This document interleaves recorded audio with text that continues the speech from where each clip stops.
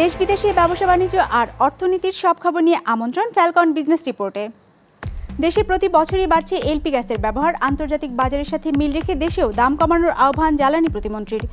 দেশে ট্রাক জাতীয় ভারী যানবাহনের আমদানি বাড়ছে ৮০% ভারতের নিয়ন্ত্রণে। আয়কর প্রদান প্রক্রিয়া পুরোটা অনলাইনে আনা গেলে আদায় কয়েক গুণ বৃদ্ধির আশাবাদ, দ্রুত সংস্কারের আশ্বাস রাজস্ব বোর্ডের। এমন সব খবর নিয়েই আমাদের আজকের আয়োজন। দেশে এলপি গ্যাসের ব্যবহার বাড়ছে বছর বছর। খাত সংশ্লিষ্টরা বলছেন দাম কমলে ব্যবহার আরও বাড়বে। এমন অবস্থায় আন্তর্জাতিক বাজারের সাথে মিল রেখে দেশেও এলপি গ্যাসের দাম কমিয়ে আনার নির্দেশনা দিয়েছেন বিদ্যুৎ ও জ্বালানি প্রতিমন্ত্রী। রাজধানীতে সাউথ এশিয়া এলপিজি সামিটের উদ্বোধনী অনুষ্ঠানে প্রতিমন্ত্রী এই নির্দেশনা দেন। গৃহস্থালী কিংবা ছোট ব্যবসায় ব্যবহার বাড়ছে সিলিন্ডার গ্যাসের। হিসেব বলছে বর্তমানে দেশে প্রতি বছর প্রায় 10 লাখ টন এলপি গ্যাস ব্যবহার হচ্ছে, যদিও চাহিদা প্রায় 3 গুণ। তারপরও প্রতি বছর এমন গ্যাসের চাহিদা বাড়ছে 25 থেকে 30% হারে। বর্তমান ডিমান্ড অনুযায়ী আমাদের সাপ্লাই মার্কেটে কম আছে, এখন 1 মিলিয়ন টনের মতো গেছে আর কি।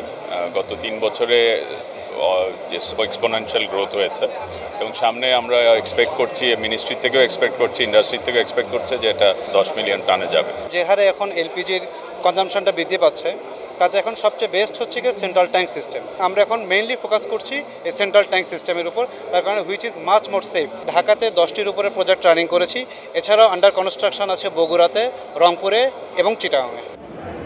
দেশে ব্যবহারের দিক থেকে সবচেয়ে জনপ্রিয় 12 কেজির সিলিন্ডার কিনতে খরচ পড়ে 1000 থেকে 1200 টাকা।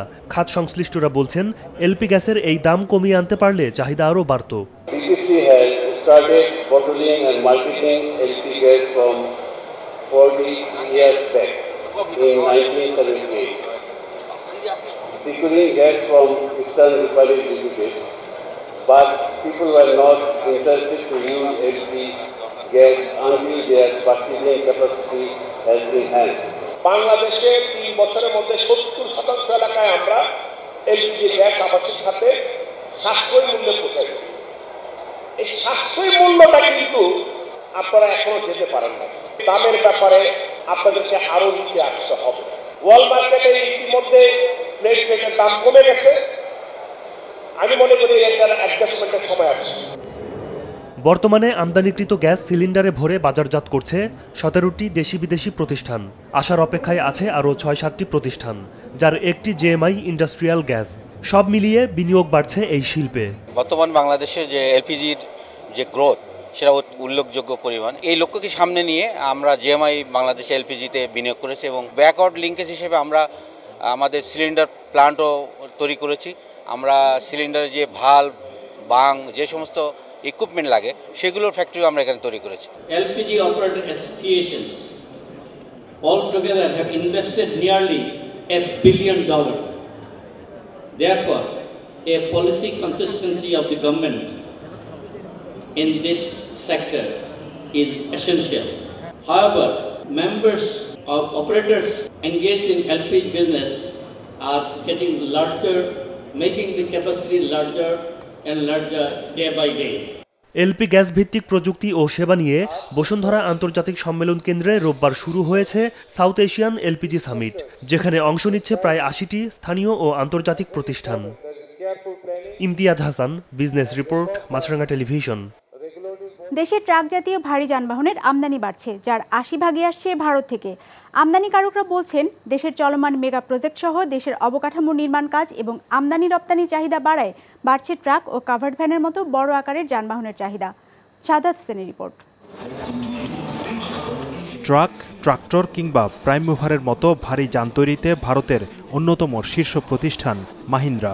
বাংলাদেশে মাহিন্দ্রার গাড়ি আমদানিকারক ও পরিবেশক প্রতিষ্ঠান র্যানকন অটোস গেল 7 মাসে যারা বিক্রি করেছে 100টিরও বেশি এমন বড় আকারের গাড়ি। চলতি অর্থবছরের বাকি 4 মাসে আরও 200 গাড়ি বিক্রির লক্ষ্য প্রতিষ্ঠানটির। ড্রাম ট্রাক এবং front end loader, backhoe loader এবং মাহিন্দ্রা ট্রাক্টর এগুলো বাংলাদেশে আসতেছে। আর এগুলো অলমোস্ট আমরা এই অর্থবছরে বিজনেস শুরু করেছি এবং 100 ইউনিটস সেলস করেছি অলরেডি ড্রাম ট্রাক। আমাদের পাইপলাইনে আরও 200 ইউনিটস আছে। হোপফুলি এই ইয়ারের মধ্যে আমরা 200 ইউনিটস সেলস করতে পারবো। হিসেব বলছে 2017-18 অর্থবছরে প্রায় $30 কোটি ট্রাক জাতীয় ভারী যান আমদানি করেছে বাংলাদেশ, যার 78 ভাগই এসেছে ভারত থেকে।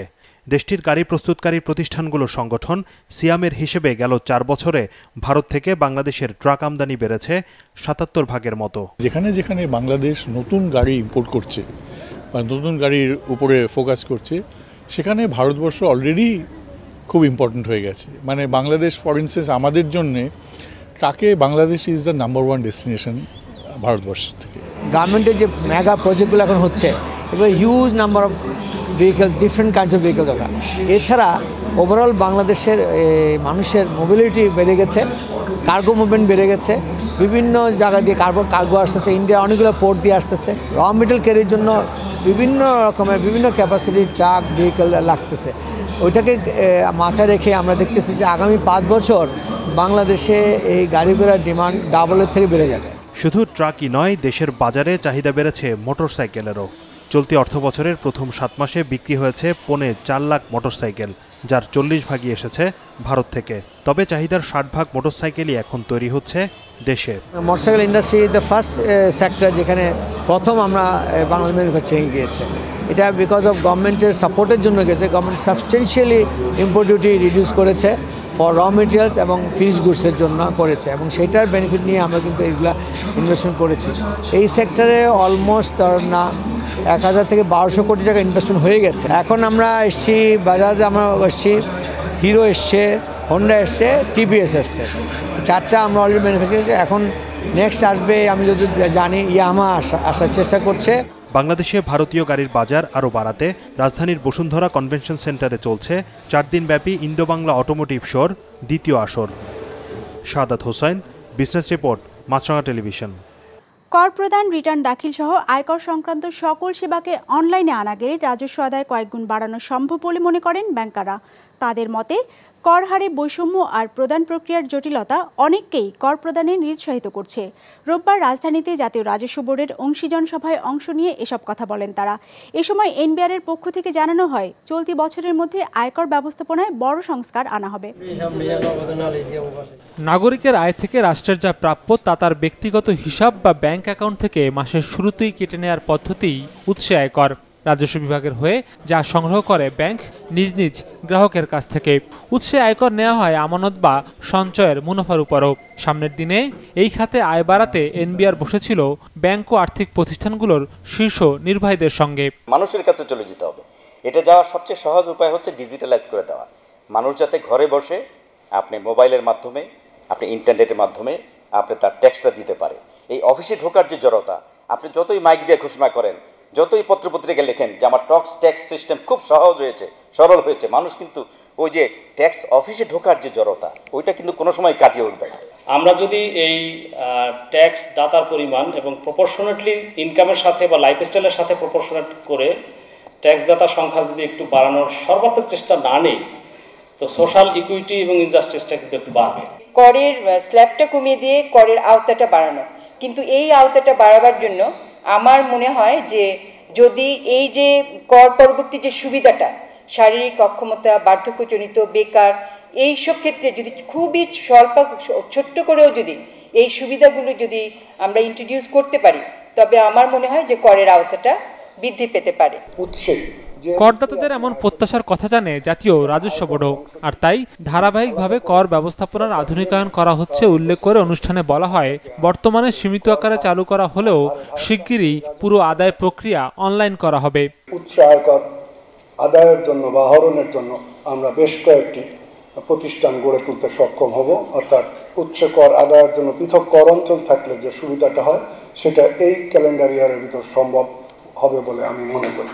আমাদের ট্যাক্স প্রদানকারীর সংখ্যা বাড়াতে হবে এবং এই কাজটি আমরা হাতে নিয়েছি। কারণ ট্যাক্স জিডিপি রেশিও না বাড়লে দেশের উন্নয়নের জন্য অর্থ সংগ্রহ করা, অর্থাৎ রাজস্ব সংগ্রহ করা খুবই কঠিন। রাজস্ব বিভাগের হিসেবে বর্তমানে দেশের 40 লাখ মানুষের কর শনাক্তকরণ নম্বর বা টিআইএন থাকলেও নিয়মিত রিটার্ন জমা দিচ্ছেন 22 লাখের মতো। তবে ব্যাংক হিসাব ও আমানতের মুনাফার উপর উৎসে করের হিসাব যোগ করলে করদাতার সংখ্যা দাঁড়ায় 1 কোটির মতো। সৌরভ রহমান, বিজনেস রিপোর্ট, মাছরাঙা টেলিভিশন। যুক্তরাষ্ট্র থেকে তুলা আমদানি বাড়াতে চান তৈরি পোশাক রপ্তানিকারকরা। একই সাথে দেশটিতে স্পিনিং মিল তৈরিতেও আগ্রহী বাংলাদেশি উদ্যোক্তারা। রোববার রাজধানীর নবনিযুক্ত মার্কিন রাষ্ট্রদূতের সাথে সৌজন্য সাক্ষাতে এসব বিষয় তুলে ধরেন তৈরি পোশাক রপ্তানিকারকদের সংগঠন বিজিএমই নেতারা। বিজিএমই বলছে, বিশ্বের সবচেয়ে বড় তুলা আমদানিকারক দেশ বাংলাদেশ। বছরের প্রায় ৬৫ লাখ বেল তুলা আমদানি করা হয়, যার মাত্র ১০ ভাগ আসে যুক্তরাষ্ট্র থেকে। আমদানির এই পরিমাণ আরও বাড়াতে আগ্রহী তারা। এজন্য যুক্তরাষ্ট্র থেকে তুলা এনে তা দিয়ে তৈরি কাপড়ের পোশাক সেদেশে পাঠানোর প্রস্তাব দিয়েছে তারা রাষ্ট্রদূতের কাছে। যুক্তরাষ্ট্রে স্পিনিং মিল করার আগ্রহের কথাও তুলে ধরা হয় রাষ্ট্রদূতের সাথে সাক্ষাতে। এসব ক্ষেত্রে ব্যবসায়ীদের কী সুবিধা দেওয়া হবে তার ভিত্তিতে পরবর্তী পদক্ষেপ নেওয়ার কথা জানিয়েছে সংগঠনটি। এ সময় তৈরি পোশাক খাতে জিএসপি সুবিধা ফিরিয়ে দেওয়ার আবেদনও জানায় বিজিএমইএ। আমরা কিন্তু পৃথিবীর মধ্যে এখন লার্জেস্ট কটন ইম্পোর্টার, বিকজ আমাদের কোনো কটন লোকালি হয় না। সেখানে আমি বলেছি যে তোমাদের ওখান থেকে আমরা কটন আনবো, এখান থেকে আমরা গার্মেন্টস প্রডিউস করে আমরা তোমাদের এখানে এক্সপোর্ট করব। সেইখানে আমাদেরকে স্পেশালি কি বেনিফিট দিতে পারো, যদি দাও তাহলে আমাদের মধ্যে এই বিজনেসটা বাড়তে পারে। আবার আমাদের এখান থেকে কিছু লোক গিয়ে ওখানে স্পিনিং মিল করতে পারে, করার জন্য তারা আগ্রহ দেখিয়েছে। এবং সেই যদি আমরা কটন ওই স্পিনিং ওখানে করি, তারপরে সেই ইয়ানটা এখানে নিয়ে এসে গার্মেন্টস প্রডিউস করে আমরা এক্সপোর্ট করলে আমরা কি বেনিফিট পেতে পারি। প্রাকৃতিক সৌন্দর্যে ঘেরা বান্দরবানের বগালেকে দিন দিন বাড়ছে পর্যটকের আনাগোনা। বিদ্যুৎ সংযোগ সহ থাকা খাওয়ার সুব্যবস্থা করা হলে এটি আরও পর্যটক বান্ধব হয়ে উঠবে বলে মনে করেন দর্শনার্থীরা। বান্দরবান প্রতিনিধি কৌশিক দাসের তথ্য ও ছবি নিয়ে ডেস্ক রিপোর্ট। বগালে বান্দরবানের রুমা উপজেলায় সমুদ্র পৃষ্ঠ থেকে প্রায় ২৪০০ ফুট উঁচুতে কেওক্রাডাঙের কোল ঘেঁষে এর অবস্থান। আগ্নেয়গিরির জ্বালামুখের মতো দেখতে প্রাকৃতিক এ লেকের গভীরতা প্রায় ১৫১ ফুট। যোগাযোগ ব্যবস্থা ভালো না থাকায় প্রাকৃতিক সৌন্দর্যে ঘেরা এই লেক দেখতে আগে তেমন লোক সমাগম হতো না। তবে গেল বছরের শেষ দিকে বগালেক পর্যন্ত নতুন পাকা রাস্তা হওয়ায় পর্যটকের সংখ্যা বাড়ছে। আমরা ১০ জনের একটা টিম আসছি, খুব ভালো লাগতেছে। মানে পাহাড়ে এর আগে এভাবে আসা হয়নি। এখানে আসার পর ক্লান্তিটা সব দূর হয়ে যায়, কারণ এইখানে যে ভিউ আর যে মানে লেকটার ভিউটা আশেপাশে আর পরিবেশ, আর বিশেষ করে আদিবাসী যারা আছে তাদের মানে অতিথিয়তা, মানে তারা আমাদের সাথে ভালোভাবে মিশে যাচ্ছে। না দেখলে এটা বিশ্বাস করা যাবে না যে কতটা সুন্দর। আসার পথে ভয় লাগছে অনেক, বাট অনেক ভালো লাগছে। বগা লেকে রাত কাটাতে চাইলে থাকতে হবে পাহাড়ি জনগোষ্ঠীর মাচার ঘরে। দর্শনার্থীরা বলছেন, থাকা খাওয়ার সুব্যবস্থা, বিদ্যুৎ সংযোগ স্থাপন ও মোবাইল নেটওয়ার্ক শক্তিশালী করা হলে দেশি বিদেশি পর্যটক সংখ্যা আরও বাড়বে। যদি ইলেকট্রিসিটি দেওয়া হয় এবং যদি এই যে লেকের ধারটাকে যদি আরেকটু সুন্দর করা যায়, যে এখানে আশেপাশে আরেকটু নিরাপদ যেন হয়, এরকম ব্যবস্থা করলে পর্যটক আরও আসবে। এখানে যদি নেটওয়ার্ক ব্যবস্থাটা একটু উন্নত করা হয় তাহলে অবশ্যই আমাদের জন্য বেনিফিট হবে, আমাদের মতো ট্যুরিস্টদের জন্য। পর্যাপ্ত টয়লেটের ব্যবস্থা আমরা এখানে পাইনি। যে জিনিসগুলো থাকলে হয়তো এই জায়গাটা পর্যটকদের জন্য আরও ঘোরার অনেক সুন্দর পরিবেশ সৃষ্টি করে দিত। বগা লেকের নিরাপত্তা ব্যবস্থা ভালো হওয়ায় পর্যটকরা সেখানে নিশ্চিন্তে ঘুরে বেড়াতে পারেন বলে জানান সেনাবাহিনীর ২৭ বেঙ্গল রুমা জোনের অধিনায়ক। এখানে আমাদের সেনা ক্যাম্প রয়েছে এবং সর্বদা টহল এখানে থাকে। আমি মনে করি যে কোনো যারা পর্যটক আছে তারা যদি এখানে আসেন তারা সেফ ফিল করেন। পাহাড়ি আঁকা বাঁকা পথে বান্দরবান থেকে ৬০ কিলোমিটার দূরের বগালেকে যেতে জিপে সময় লাগে ৫ থেকে ৫.৫ ঘন্টা। বিজনেস রিপোর্ট, মাছরাঙা টেলিভিশন।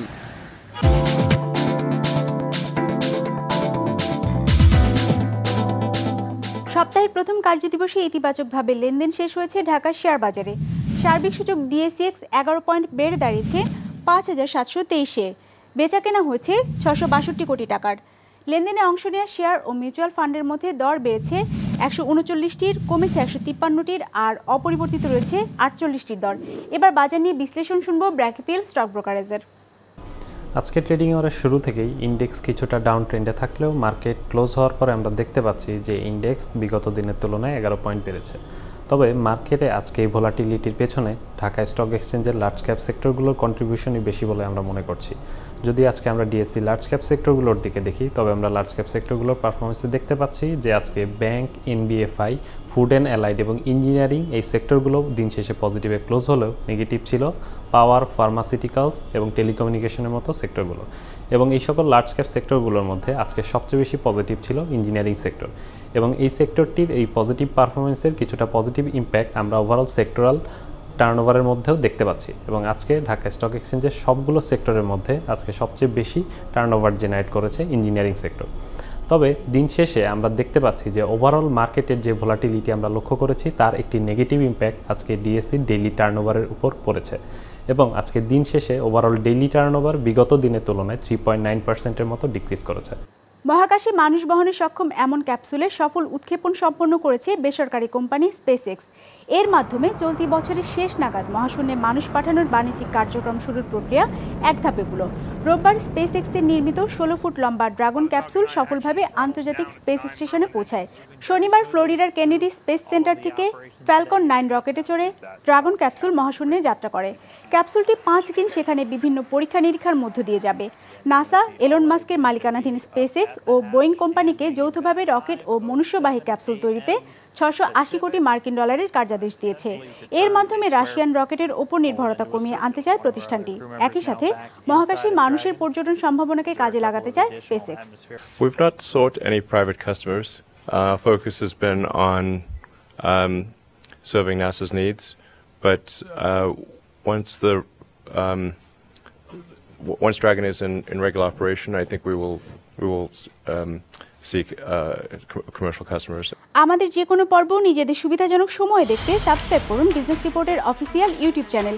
ফেসবুক পেজে লাইক দিয়ে আপডেট থাকুন ব্যবসা বাণিজ্যের আলোচিত সব ঘটনা সম্পর্কে, আর আপনাদের মতামত জানান ইনবক্সে। আজ এটুকুই, বিদায় নিচ্ছি, ভালো থাকবেন।